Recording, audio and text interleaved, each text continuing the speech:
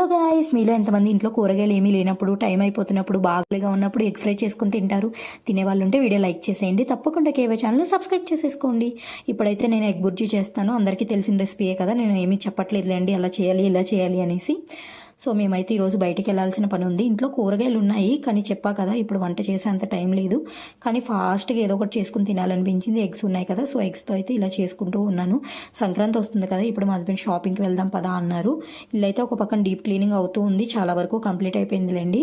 ఈరోజైతే రెస్ట్ తీసుకున్నాను. కంటిన్యూగా చేయాలంటే చేయలేకపోతున్నాము, విపరీతమైన నీరసం వచ్చేస్తుంది. ఇంట్లో పనులతో పాటు ఎక్స్ట్రా కదా క్లీనింగ్ అంటే. సో ఈరోజు ఒక రూమ్ చేసుకుని నెక్స్ట్ డే రెస్ట్, అలా డే బై డే చేసుకుంటూ ఉన్నాను. ఈరోజు రెస్ట్ కదా, మా హస్బెండ్ కూడా ఇంట్లో ఉన్నారు.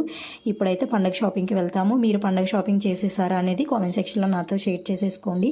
ఎనీవే, ఎప్పటికంటే కూడా ఈరోజు ఎగ్ రెసిపీ చాలా టేస్టీగా స్పైసీగా భలే వచ్చింది. ఇప్పుడైతే లంచ్ కంప్లీట్ చేస్తాను. Bye bye.